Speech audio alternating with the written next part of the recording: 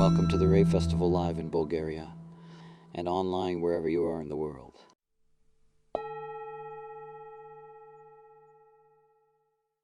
All right, let's begin. Yes, thank you. So that's a gold sign. All right, so the priorities in the body graph, and it's basically something that I teach at professional training level 1, where people really learn how to do readings. But I wanted to share this with anybody who's interested because I think although it's a complex topic, at the same time it can be spoken about in a way that's easily understood to people who don't study professional training, and it can bring great insights into understanding of the body graph. And so what is a reading? What is a human design reading? Reading is to a large degree simply naming the keynotes in the order based on the energetic priorities in the body graph. So when you think about it, when we look at the chart and when we do a reading, and basically, I'm saying here to do a reading is to name the keynotes in the order based on the energetic priorities in the body graph. It basically comes down to obviously knowing the keynotes, which Ruhu created, and we all know them. They're written in the books and so on. And then it comes down to being able to recognize the priorities in the body graph. So I have two sections here to the presentation. We're going to take a look at the priorities in the definition first. Okay. And so, yeah, when we look at a chart, in all charts, the priority basically lies in the authority center. Obviously, the authority is what it's all about. When we look at a chart and when we speak about human design, it's all about being able to follow our authority, whether it's the so-called inner authority or the outer authority. And obviously, the channel that also defines the authority center, because that's really where the authority gets the definition. So we're looking at the channel that defines the authority center. And when we live our design, we live that channel correctly, and everything else in the chart falls into place into a unified whole, basically. That's the theory, right? Um, Sometimes you get more channels defining an authority center, like you can have 2 or 3 channels going into the sacral center, and then we're going to look at how to determine the priorities there. But basically, you need to use your understanding of the mechanics in the chart to select the priority. And a disclaimer, we're not going to talk about reflectors today. I'm sorry. It's an exception to all the rules.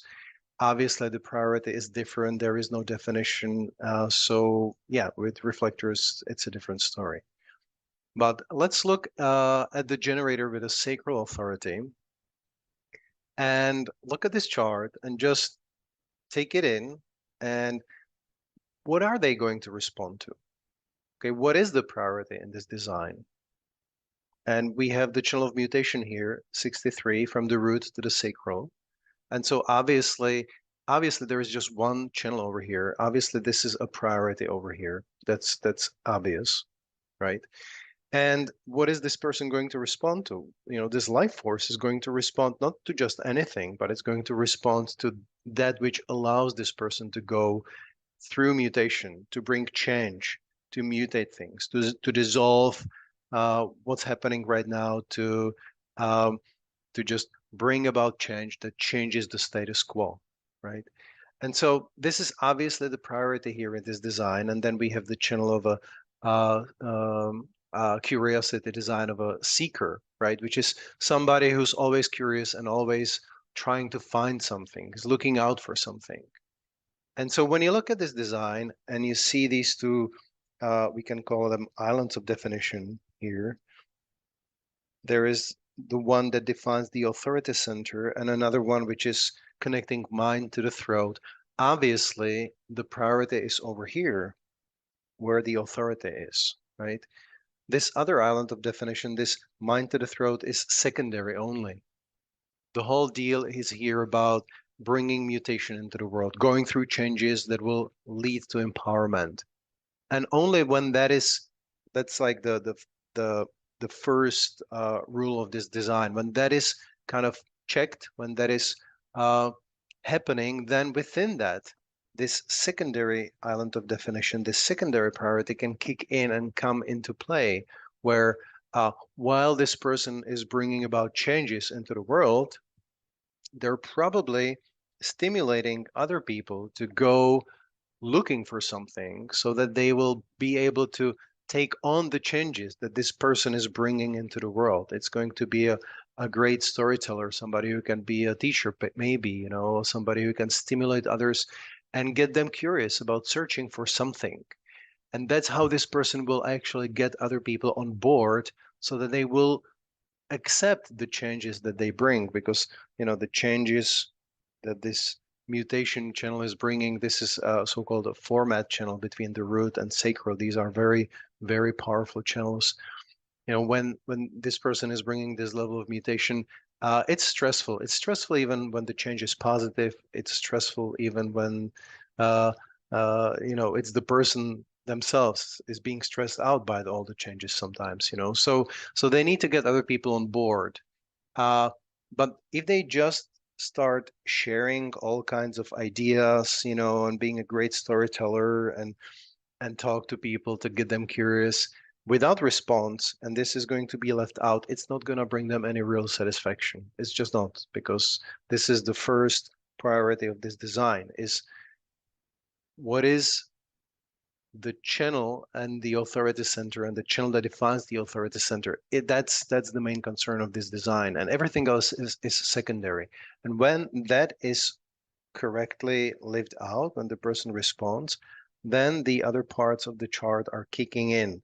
And not only this channel, but everything, you know, all the active and dormant potentials, everything that's there. So when you think about it, you know, in terms of priorities and prioritization, uh, this person's priority is obviously to mutate, to bring about changes. You know, then yes, they can be still and bring the changes all the way to the end and all of that. But this is the main priority in this design.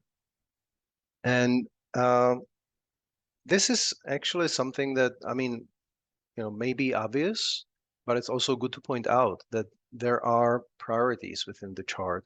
And always the channel that defines the authority center and the authority itself is the main priority, right? So for example, here we have another sacral generator. I just have a few generators to start with because it's a good type to go through these examples. And you can see that this is the channel of going through all kinds of changes and growth and development, right? This is like balanced development. It's about starting new things, gate 53, and taking them all the way to the end, gate 42. It is again one of those format channels. And that is the main priority of this design, to grow through the cycles of balanced development, right? Only then, when the person is responding, they can actually, as they go through the growth and maturation, which is the name of the channel, and the cycles of balanced development, when that is happening, they can bring in the sharing of the criticism, maybe, and maybe point out certain suggestions on how to improve things, what can be better, so that they correct, bring constructive criticism and perfect the form, but it all needs to be happening within this foundational context of maturation, going on a journey, going through all the phases of the process, start, you know, middle, and the end. This is really the key. This is really the main priority in this design, right? Although, for example, you can see that, you know, gate 58 and 18 are part of the incarnation cross, 58 and 18. And this person is going to be very much identified with this joyous vitality, gate 58, which is kind of fueling this drive for correction, that, you know, work on that which has been spoiled, gate 18. It really only works only as long as the person is living their design and goes through the stages of balanced development. Well, if they had two format channels, for example, if they also had gate 9 activated and Well, you need to look at the circuitry and the basically the gates of the incarnation cross, right? So if they had gate 9, as I said before, they had gate 9, and they would have this channel of concentration 50 to 9, then that would be more important for them than 5342, because 52 is part of the incarnation cross, basically. So that's one of the ways you look at the prioritization, and I will have some list of these ways of looking at it. So this chart, this is my chart, by the way. Again, 2145 materialist, the educator. But here we have three sacred channels: 3457, the power archetype; 3420, charisma, where thoughts must become deeds; and then the channel of rhythm, design of being in the flow. Now, when it's like that, it's always better for a generator to be taken first to the channel which is not individual, because individuality is very much about themselves, right? And generator really works in connection with other people. So if there is a collective or tribal channel that defines the sacral, it's always better to start with that one. Let's start with the flow. And in response, I get to be in my flow, and I'm able to control my flow as well, which is very important. This control is very much also controlling my own flow. And then I can do all kinds of things and be charismatic and, bring some breakthrough insights and all of that. But really, it's all about response. And through response, I get to be in my flow. And flow is everything for this design. Flow is everything for me in my life. If it doesn't flow, I'm just crazy. It makes me, kind of scattered all over. I don't enjoy it. Uh, and and living my life, to some degree correctly, gets me in the flow. It's usually what I experience, and that really brings me. It's kind of like a foundational level from where I can come and do anything I do. Just kind of in my own timing, on my own terms, to be in the flow. That is the priority over here. Uh, Again, this person can get carried away by, communicating some breakthrough insights and bringing efficiency, or wanting to control or be in charge or educate or whatever. But unless it's happening in response and within the flow, it just doesn't work. Okay. So those were a few examples, just specifically for sacral generators. And I'm going to go into other authorities and other designs, other types, and just go through it in a similar way. So here we have an emotional authority. What is this person uh, looking for? What do they need to be clear about, right? Emotional clarity is, what do you clearly feel, right? It's one of the things I wanted to speak about when I was saying simplifying human design. It's like, uh, emotional clarity. It's cool. I mean, it's like you hear it all the time, but what does it actually mean? To clearly feel something. When you say it in this way, people actually understand it better, or they get maybe a better idea. Like, oh, I clearly feel it. I feel it clearly. So what is this person, what do they need clarity about? They need clarity about that which is the theme of this channel, the community, right? Uh, Part seeking a whole, right? Somebody who wants to be part of something larger than them, something that exceeds them, that's larger than they are, something that's just, community, basically, right? So they need to be feeling clearly whether the invitation, because it's a projector chart, the invitation is actually allowing them, or if it's actually the invitation where they get to be part of something larger, and where they can bring fairness, balance, cooperation, because they're a projector, and they're wired to guide other people, and they need to be clear about, well, if I accept this invitation, will I be able to live this community channel? Of course, they have all the other channels over here, right? And especially when you see like the authority being uh, cut off from the expression. It's not really cut off. It just doesn't have direct access to the expression or to the manifestation, right? Therefore, they need other people in their life that will allow them to express their truth, right? As a projector, you know, you need other people to invite you so that you can guide them, so that you can shine, so that you can succeed, so that you can live out all those things you have in your chart. You need other people for your guidance, right? If you just guide yourself, it's not fun. So when they wait for invitation and they take time to be emotionally clear, to clearly feel whether they should accept or reject the invitation, and this is not happening mentally, it's happening within that solar plexus. That solar plexus is sorting through the invitation and going up and down on the emotional wave, and is kind of gauging it, whether this invitation will allow them to be part of something larger and will allow them to draw other people to better cooperation and transmit the breakthrough and efficient and logical leadership, right? I'm just adding in the other channels. Transmit the logical and efficient leadership for the community so that people get together and work together better, right? This is the foundational priority of this design. First of all, the modality of emotional authority is patience, right? It's all about being patient. Easier said than done. I totally empathize. As an MG with an open root, patience is something that has been a hard lesson for me, but I'm definitely much better doing in that department. But it just doesn't work if you're not patient. It doesn't work.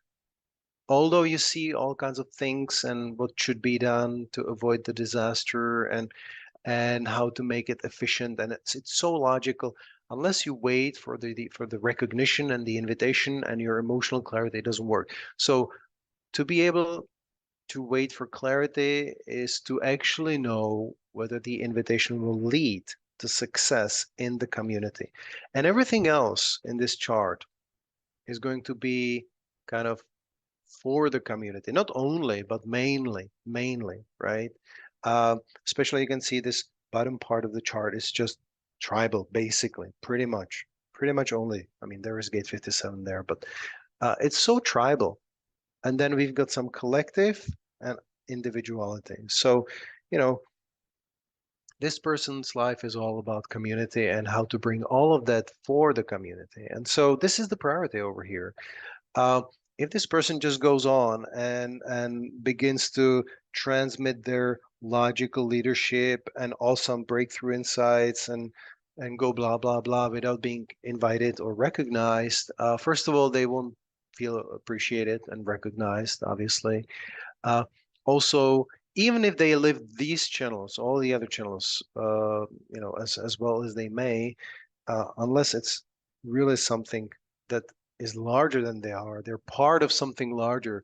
Unless that is happening, they're not going to be really successful. They won't really feel recognized. It's not going to be fun for them, right? This manifester, this is 2211, right? This is all about this very creative muse that opens other people up. Is the social being that brings very graceful and moody and passionate quality into the world that opens other people up, opens them up for the change. You know, the emotional clarity is always making sure that uh, if I go ahead, inform, and initiate, it will allow me to express my moods and passion and creativity and artistry, and only then the rest of the chart is going to work. Only then it's going to be like, okay, then I can be in charge. I can be in charge of my own life. I can also support other people. I can educate them about what's really important on the material plane. I can bring efficiency, all of that, but this artistry and passion and individuality is really the priority here. This is the transmitter, the initiation, and the alpha leadership for good or bad. Again, the only conscious channel is the identity expressed to the throat. This person is wired to be a leader, to be a leader that initiates and that transmits the initiation and leadership, right? But especially here, when you look at these two channels that go to the ego center, right? We have the transmitter, right?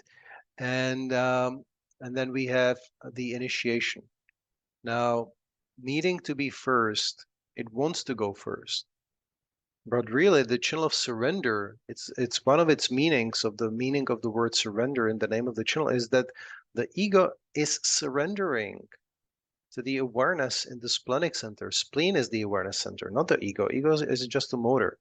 Just like the root and sacral, ego is a motor which is blind in a way that it is not an awareness center. Solar plexus is an awareness center, but ego, sacral, and root is not. So it's a motor that's kind of a blind motor. It has this willpower and wants to push this willpower into the world, but it needs to surrender to this instinct and this knows for people, this personal managerial skills of Gate 44 and this whole channel of transmitter that will tell them, instinctively they will know spontaneously when it's correct for them to go ahead to inform, initiate, and transmit, and then they can transmit, initiation and the leadership. But if they just want to be first and best and push the leadership onto the world without waiting for the splenic hit, for this instinct that tells them when is the right timing, again, they will not have the right kind of impact. They will not be at peace. Okay. Yeah, I see the question, but I think it's a little, let me see, it's a little off topic, so I'm not going to go there. Now, we're going to go into a much juicier part here, which is the priorities and the openness. This is really the reason why I wanted to share this, but I thought it's better to cover the definition as well. And let's get into this. Now, when we come into openness, it is really important to see the openness correctly. Openness is never the problem. The problem is with misunderstanding the energetic priorities in our definition, right? That's why I was also talking about the definition. If you don't honor your strategy and authority, you're going to have problems, but it's not that the open center is a problem. Just because you have an open ego or an open solar plexus, it doesn't mean there is something wrong with you. A lot of the times people say it's empty, and it's really funny for me to say this because especially in courses and in professional training, I keep always correcting people in the classes that, don't say the word empty. It's not empty, it's open, because when you say empty, it implies that there is something missing there. But there is nothing missing in the openness. It's never the problem, okay? The problem is if you don't live your design, then in the openness, the conditioning really piles up. But it's not the problem in the openness, it's the problem in the definition that you don't prioritize your strategy and authority. So this is a quote from General Oblivion. And there's one more that I'd like to say. Openness is what we make decisions about. It's where we apply our definition, right? So what does it mean? Easy example, this definition is applied in guiding the life force, just on a very simple level. As a projector, this person's design, community and transmitter and leadership and individuality and logic, it's all applied towards guiding the life force to be more efficient. Okay, so that's what this quote means, that openness is where you apply your definition, and openness is what you make decisions about. Okay, and one thing I want to add to that, openness represents all our relationships with other people and the world around us, with everything and everyone we encounter. It is what we are interested in and what we learn about. Openness is where we go to school in life. Okay, so just take it in. And when we look at the openness in the next few slides, just try not to see the openness as a problem. See it as the theme that we are encountering in the world. Anything we encounter, anything we get in, anyone we have a relationship with, they impact us in our openness. They come in through our openness. This is where we take them in. Openness is never the problem. Where it's over here. Openness is never the problem. Okay. Openness is where we go to school in life and what we make decisions about. Okay. So to say this at the beginning, let's move on. And this is a slide with the numbers on centers, and these numbers indicate the order in which we speak about open centers in the chart. And this order comes from Ra Uruhu. Uh, he had a very definitive like hierarchy in which you go through the centers. Um, and he based it on the level of challenges, on the level of difficulties these centers represent when they are open in the chart. So when there is an ego center open in the chart, if there is any other center open in the chart, the ego center is always going to be the most challenging center to have an open center. And as an open center. If there is an open solar plexus and open ego center, ego is still going to be, according to Ra, because we live in the material world, it's all about how do we make it on the material plane. Ego is always going to be more challenging than the solar plexus, than the G center, and so on and so forth, right? So it's slightly altered. I just slightly, or say just a split. It means there are two parts, two islands of definition. You can have two kind of possibilities of a split. One is where there is a bridging gate. So you can see, for example, gate 21 over here would bridge the split and would create, they've got two islands of definition. It would create one continent, and it would bridge the split. It would be single definition. If gate 21 would be there, or gate 41, for example. Now, if that's the case, and you're looking at the openness, the bridging gate is more important than the open sacral, for example, here. And I will explain why that is in just a moment. Okay, here, gate 12 will bridge the split. Again, very important. Then you can also have a split, which is so-called wide split, where although you have two islands of definition, there is no one gate that would bridge the split. For example, here you would need gate 58 and gate 16 to be able to bridge the split. So it's two gates already. So it's more than one. In this case, when we look at the openness, we always start with centers. So 1, 2, 3, 4, 5 would be the order here. 1, 2, 3, 4 would be the order here. Okay, so what is the priority over here? Obviously, the ego center is the priority in this design when it comes to openness. So this emotional clarity is making decisions about the material world and whether something or someone is going to be of value for this person. We know that the priority in the definition lies in this channel of the intimacy, channel of mating, design focused on reproduction, which is nicknamed the intimacy channel.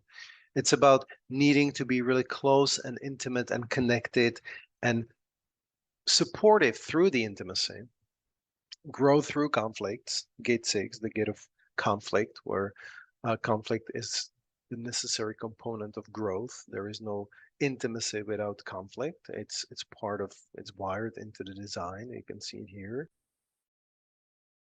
And so this person really is needing to go through, some growth through intimacy. And this emotional clarity is kind of assessing, is this really valuable for me? Is this going to help me in my quest on growing through intimacy? Is that going to be of value within that larger context for me? Will I be able to do something for my friends and family? Okay, gate 40, the one that delivers, the hardworking gate, looking at the gate of friendship and family. Will I be able to deliver something for my friends and family? Is this going to be of value for me or not? And anybody who misuses their willpower, whether it's an open ego or a defined ego, anybody who misuses their willpower ends up feeling not good enough. That's kind of how you know that you're misusing your willpower. Your ego center is working in a way that's not aligned with you. And then we all have challenges, in feeling good enough. That's not just because it's an open ego. People with a defined ego have challenges with their self-worth as well. Just look at Donald Trump, who's got a defined ego, you know. Anyways, move on. We have another single definition chart, and you can see the priority in the openness obviously is in the sacral center. This is a manifestor chart. And so you're looking at somebody who is here to impact the life force and is fiercely individual, right? All these channels are individual. And there is this additional tribal, supportive, and dominating channel as well here. And so when you look at the openness, who who is this person going to impact? Well, this person is probably going to impact people that have the capacity for focus.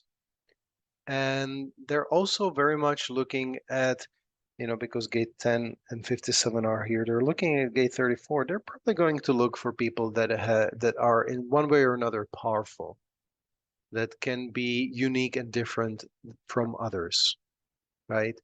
And yeah, the priority definitely is in the sacral, which means that this is where you start talking about the openness, and you go like, okay, so for you as a manifester, you're looking at how other people are using their life force. You can see whether they can concentrate or not, they can focus or not, gate 9.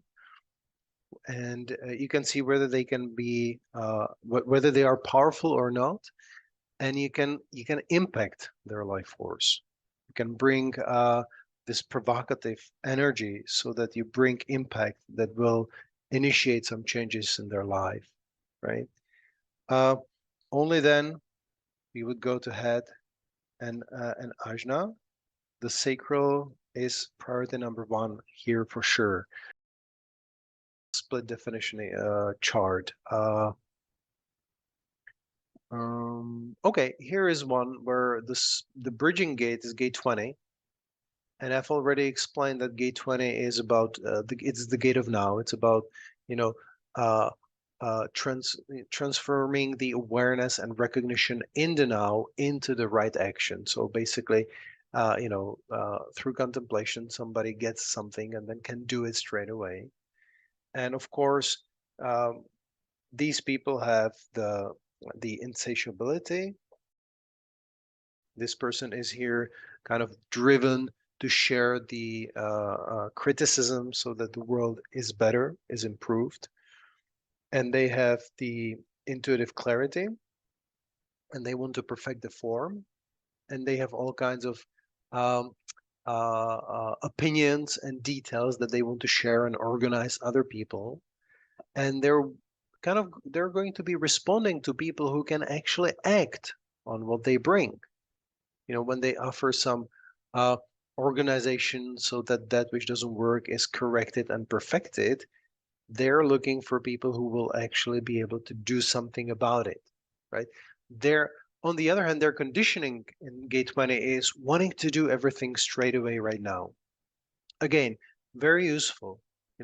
It's not primarily to beat people over their head with the not self and telling them how screwed they are because they have an open ego. No, that's nonsense. They're not screwed because they have an open ego.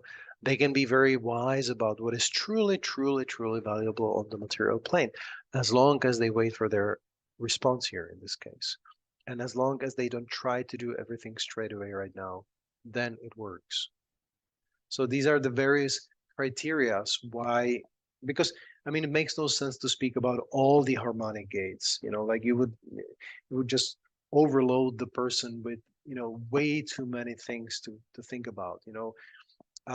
Going back to what I said at the beginning, reading is just naming the keynotes in the order of priorities.